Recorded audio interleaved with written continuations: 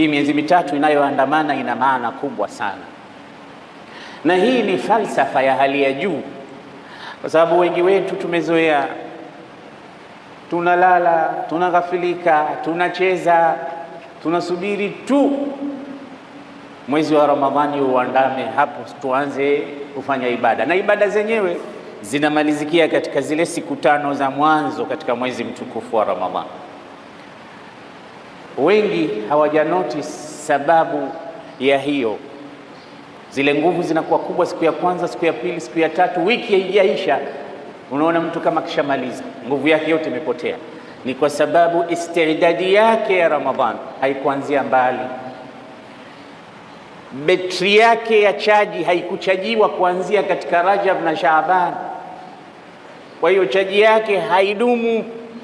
Hii ndiyo miezi ya kuchaji betri, ndiyo miezi ya kujiweka sawa, ili ukiingia mwezi mtukufu wa Ramadhani utaona mtu anakwenda, anateleza, anaendelea kasi ile ile alioondoka nayo, inakwenda kuzidi pale anapofika katika 10 lake la mwisho, kama alivyokuwa mtukufu wa daraja Bwana Mtume Muhammad sallallahu alayhi wasallam.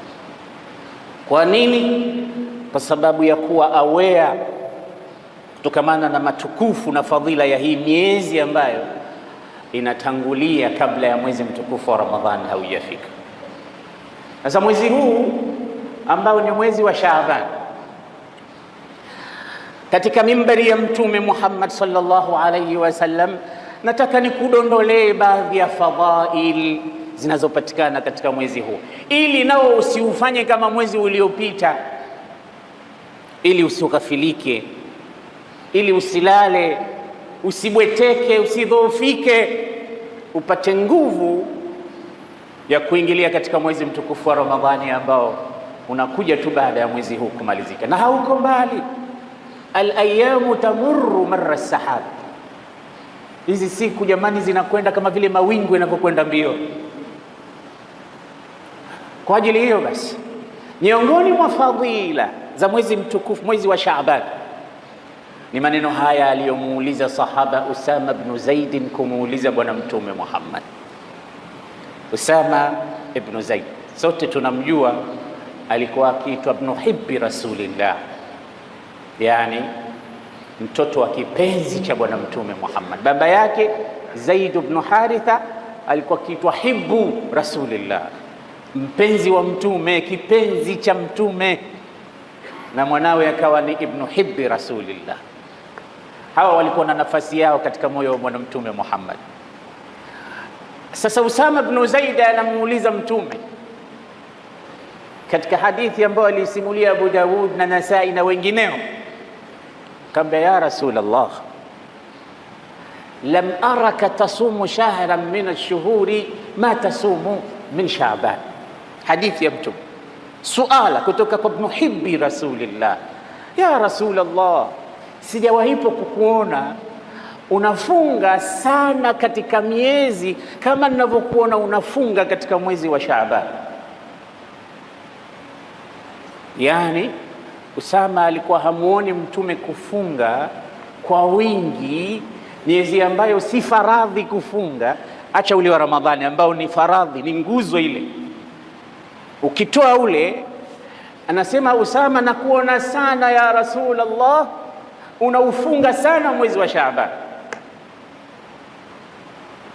Isma'u ila jawabi al-Mustafa lisualihi, lisikilizeni jibu la Mtume kumjibu Usama bin Zaid kwa suala la mbona unafunga sana Shaaban. Hapo unaona ule ubora na fadhila za mwezi wa Shaaban. Mtume akajibu akamwambia, dhaka shahrun, kwa sababu huo ni mwezi yaghfulu anhu an-nasu baina Rajab wa Ramadhan. Kwa sababu huu mwezi wa Shaabani ni mwezi ambao watu wengi wanaghafilika nao,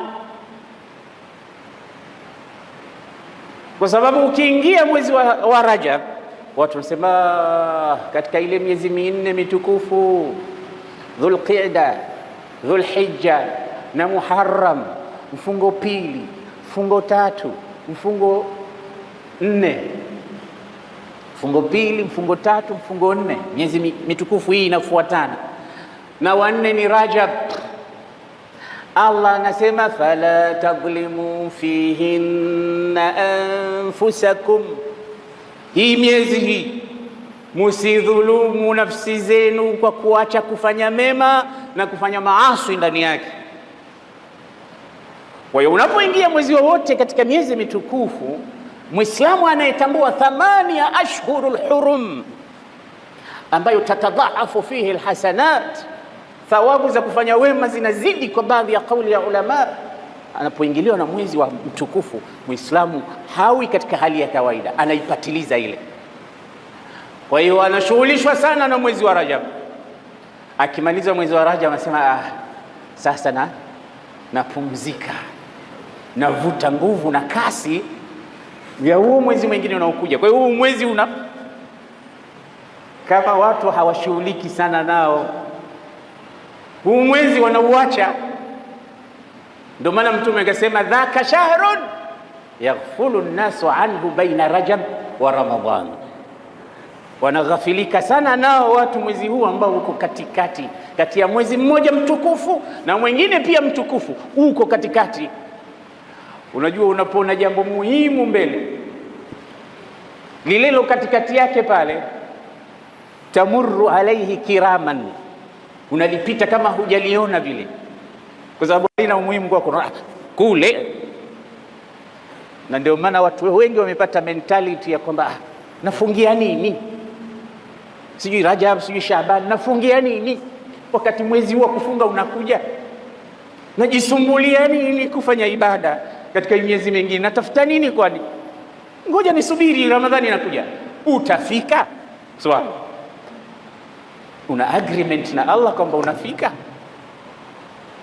Sasa Mtume yuallimuna alqiyam, anatufundisha namna gani sisi Waislamu hii miezi ambayo Mtume ndani yake alikuwa akiifanyia kazi sana kuliko miezi mingine, umuhimu wake. Kwa hiyo anamjibu Usama ibn Zaid ibn Hibbihi kwamba dhaka shahrun yaghfulu an-nasu anhu baina Rajab wa Ramadhan, hii miezi, huu mwezi watu wanaghafilika nao sana baina ya Rajab na Ramadhan.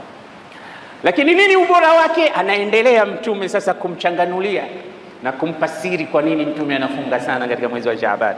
Anasema wa shahrun turfa'u fihi al-a'malu ila Allah, na huu ni mwezi ambao amali zinarufaishwa, kunyanyuliwa na kutumwa kupelekwa kwa Allah. Makusanyo yale, hesabu inapelekwa kwa Allah. Amali tunazozitenda, yani kama ile wanaita swadu asanawi, mapato au makusanyo ya mwaka mzima katika amal, turfa'u ila Allah, malaika wanaziorodhesha kwa kupeleka kwa Allah subhanahu wa ta'ala ndani ya huu mwezi wa Shaaban.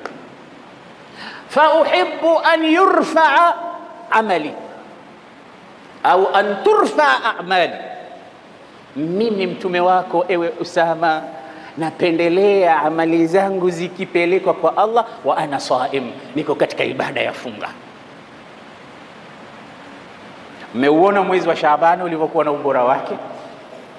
Na nasema haya kwa sababu wenye hekima wanasema yale mambo yanayohusu wakati ule yazungumzwe, current affairs wazungu wanasema, ni mambo ambayo ndo tuko nayo mikononi. Leo ni Ijumaa ya kwanza katika mwezi wa Shaaban. Kama ulikuwa hujui uko katika mwezi aina gani, mtume wako alayhi salatu wassalam kana ya'tani bihadha ash-shahri ayyama i'tina, alikuwa anashughulika sana na mwezi huu, tena kwa kufunga. Kufunga ni ibada moja, na bila shaka na ibada nyingine zinatakiwa kwa wingi katika mwezi huu wa Shaaban. Hiyo bado sijamaliza kukupa fadhila za mwezi wa Shaaban ambazo Mtume anasema wa huwa shahrun turfa'u fihi al-a'malu ila Allah ila rabbil alamin fa uhibbu an yurfa'a amali wa ana sa'im. Katika hadithi nyingine, almuttafaqu alayhi, aliyosimulia Imam Bukhari na Muslim katika sahihati zao, mama wa Waislamu, mke wa bwana mtume, bibi Aisha radhiyallahu anha wa an abiha qalat, anasema kana Rasulullah sallallahu alayhi wasallam yasumu hatta naqul la yuftir wa yuftiru hatta naqul la yasum. Bibi Aisha anatoa takrir, report ya bwana mtume, anasema mtume alikuwa akifunga sana, alikuwa mfungaji hodari, mfungaji bora, ibada ya saumu alikuwa anaipenda sana, na alikuwa akifunga sana mpaka tunajiuliza pale nyumbani, hii hafungui, anafunga tu hali. Wakana yuftiru, na mara nyingine sasa akiamua kuacha kufunga anaacha hata nakul, mpaka tunajiuliza hii la yasum, hafungi. Hapo unapata message kwamba Mtume sallallahu alaihi wasallam mambo yake yalikuwa kati na kati, na zote hizi ni taalim kutoka kwa mtukufu wa daraja bwana Mtume Muhammad. Anawafundisha wanafunzi wake, umma wake, namna gani ya kwenda katika kufanya ibada. Kwa hiyo alikuwa anafunga sana mpaka watu wanaulizana, hii hafungui, na anafungua sana, yani anakula hafungi, mpaka wanauliza atafunga lini huyu, mbona hafungi? Bibi Aisha anasema yasumu hatta naqula la yuftir wa yuftiru hatta naqula la yasum. Anasemaje? wama raaitu rasulallahi istakmala siyama shahrin qattu illa Ramadan.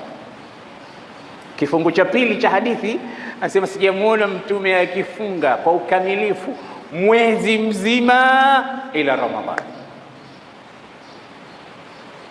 wama raaituhu yasum siyama shahrin qattu illa Ramadan, sijamuona akifunga mwezi mzima isipokuwa Ramadhan. wama raaituhu fi shahrin akthara siyaman fi Shaaban, na sijawahi kumuona mwezi ambao alikuwa akiufunga sana ila Shaaban. Amemaliza hadithi yake bibi Aisha, alikuwa anafunga mpaka tunasema hafungui, na anafungua mpaka tunasema hafungi.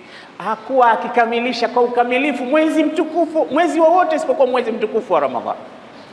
Kisha anasema sijawahi kumuona akifunga kwa wingi kama mwezi wa Shaaban.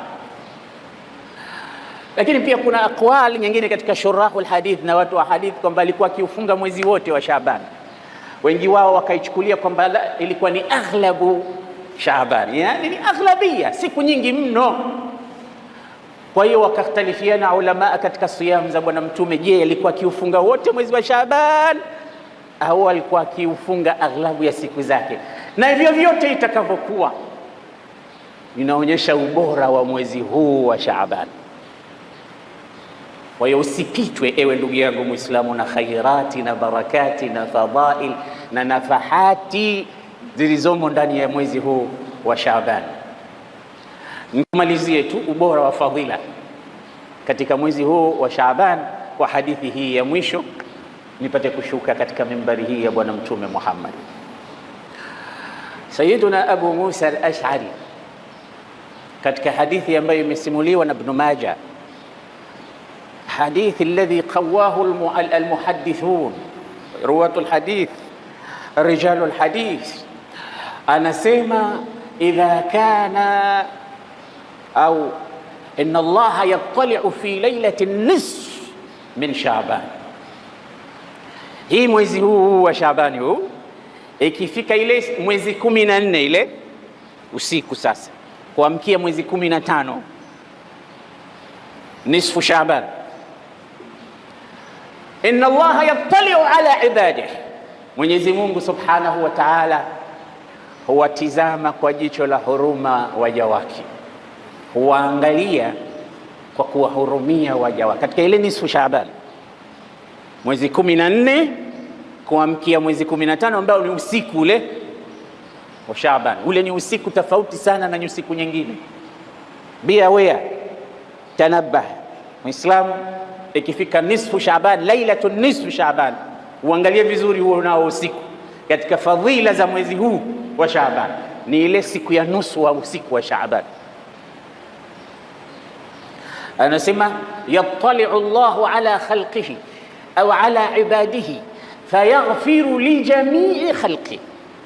Usiku ule wa nusu ya Shaaban Mwenyezi Mungu anawasamehe waja wake wote, anawapa msamaha wake. Yani wewe unaingia katika mwezi tukufu wa Ramadhani bila ya dhambi, vipi wewe utakuwa mnyonge na dhaifu katika ibada? Umeshughulishwa na mwezi wa Shaaban, ukashughulishwa na maghfira ya Allah, ukayapata, ukaingia katika mwezi mtukufu wa Ramadhan tahir. Sasa anasema Mtume, fayughfaru li jami' khalqihi illa li mushrikin au mushahin, wote wanapata msamaha wa Mwenyezi Mungu siku ile isipokuwa watu wawili. Intabih, amka vizuri, usikilize, msamaha wa Mungu hauwafikii watu wawili. Siku ya nusu ya Shaabani ile watu wote wanapata msamaha wa Mwenyezi Mungu isipokuwa watu wawili au watu aina mbili. Mushrik, mtu wa kwanza mshirikina, anayemshirikisha Mwenyezi Mungu huku wakati wenzake yatanaamuna wa yatabaharuna, wanaogelea katika maghfira ya Allah na msamaha wake. Na siku ukijua kwamba Allah amekupa msamaha wake ni siku ya celebration. Ayu yawmin indaka Eid, mmoja katika wema waliulizwa ni siku gani kwako wewe ndo siku kuu ya furaha, akasema yawmun la a'si Allah fihi fahuwa indi Eid, siku ambayo mimi sitomuasi Mwenyezi Mungu, sitofanya dhambi, hiyo kwangu ndo siku ya Eid. Kwa sababu uko katika dhima, umemfurahisha Mola wako subhanahu wa ta'ala. Sasa wakati watu wanaogelea katika maghfira ya Allah siku ile, wewe unanyimwa msamaha. Wallahi kuna mambo ambayo yanafurahisha sana, na hakuna jambo linalofurahisha kama kupata msamaha wa Allah. Na ndio maana Mtume alituhadithia ile hadithi ya yule mja aliyepata furaha siku ambayo ameuona mzigo wake wa chakula na kinywaji uliompotea kwa muda, mpaka akakata tamaa, akachimba kaburi lake, akasubiri kufa tu. Lakini alipomuona mnyama wake kaja na chakula na kinywaji chake, akamshukuru Mola wake kwa staili. Leo tungemwambia huyu kisha kuwa kafiri. Alisema nini? Allahumma anta abdi wa ana rabbuk, ya Rabbi, wewe ni mja wangu na mimi ndio Mungu wako, Mola wako. Yani Mtume anasema akhtaa min shiddati alfarh, kakosea kwa ile furaha kumzidi chakula hiki, kinywaji hiki, kipando hiki kaniletea Mwenyezi Mungu, nimshukuru vipi? Bi ayi lisanin ashkuru Allah, nimshukuru Mungu kwa ulimi gani? Sasa alipotaka kumshukuru Mungu kwa ulimi wa aina yake, kakosea kwa zile furaha zake. Mungu, wewe ndo mja wangu kweli na mimi ndo Mungu wako. Sasa Mtume anasema Allah, Mwenyezi Mungu, afrahu bi taubati abdihi, anafurahi zaidi kwa toba ya mja wake kuliko furaha ya huyo mtu namna alivyofurahi mpaka kachanganyikiwa akamuita Mungu mja na yeye ndo Mungu. Yani siku ya wewe kurudi kwa Allah, Allah ana furaha sana kuliko huyu aliyokosea. Ndugu zangu, kupata msamaha wa Allah ni jambo kubwa. Ndio maana Allah akasema wasari'u ila maghfiratin min rabbikum wa jannah arduha as-samawati wal ard u'iddat lil muttaqin alladhina yunfiquna fi as-sarra'i wad dharra'i wal kadhimina al-ghayz والكاظمين الغيظ والعافين عن الناس والله يحب المحسنين والذين إذا فعلوا فاحشة أو ظلموا أنفسهم ذكروا الله فاستغفروا لذنوبهم ومن يغفر الذنوب إلا الله ولم يصروا على ما فعلوا وهم يعلمون. Kimbilieni pahala mkijua kuna msamaha wa Allah, msiende hivi pole pole, kimbieni muupate msamaha wa Allah. Ya Rabbi, tunaomba msamaha wako kwa tulioyatenda. Huu mwezi wa Shaabani umeingia, usiufanye kama mwezi mwingine uliopita. Funga. Si tunasema tunakimbilia pepo. Sasa yatasaalu ahaduhum, mmoja anasema I wonder, najiuliza mimi maswali ajab, alladhi taraka qiyam al-layl, yule mtu aliyeacha kisimamo cha usiku, litaabi, eti kwa sababu kachoka. Walladhi taraka siyam at-tatawwu, na yule aliyeacha kufunga sunna, lishahiyati, kwa sababu ya uroho wake. Walladhi bakhila an sadaqati lihajati, na yule ambaye ameona uzito ugumu kutoa sadaka kwa sababu anasema mimi mwenyewe nazihitaji hizi. Walladhi hajara qira'at alqur'ani linshighali, na yule ambaye kaihama Qur'ani kuisoma kwa sababu anasema niko busy sana. Anasema mimi najiuliza kwa hawa watu wanne, taraka siyam at-tatawwu'i lishahiyatihi, ajjala qiyama laylin lita'abihi, bakhila an as-sadaqa lihajatihi, hajara al-Qur'an al-karim لانشغاله فعن أي سياق عن أي سباق للجنة يتحدث. Huyu mtu huyu anazungumzia mapambano gani ya kuikimbilia pepo? Aliyefanya mambo manne haya anazungumzia nini kuhusu kukimbilia pepo na msamaha wa Allah? Huyu ana haki ya kuizungumzia sibaq. An ayi sibaqin yatahaddath, anazungumzia mapambano gani ya kuipambania pepo huyu? Kama amelala, kama hajatoa sadaka, hajafunga saumu ya sunna, hajasoma ukurasa katika Qur'an, hajafanya khairi yoyote, an ayi sibaqin liljannati yatakallam, anaizungumzia nini huyu habari ya mapambano ya kuikimbilia pepo na msamaha wa Allah? Wallahu tabaraka wa ta'ala yaqulu wa biqawlihi yahtadil muhtadun idha quri'a alqur'anu fastami'u lahu wa ansitu la'allakum turhamun. Wa qala 'azza min qa'ilin 'alim إذا قرئ القرآن فاستمعوا له وأنصتوا لعلكم ترحمون. وإذا قرأت القرآن فاستعذ بالله من الشيطان الرجيم. أعوذ بالله من الشيطان الرجيم. وفي ذلك فليتنافس المتنافسون. بارك الله لي ولكم بالقرآن العظيم ونفعني وإياكم بالآيات والذكر الحكيم. أقول ما تسمعون وأستغفر الله لي فاستغفروه. استغفر الله لي ولكم فاستغفروه يغفر لكم.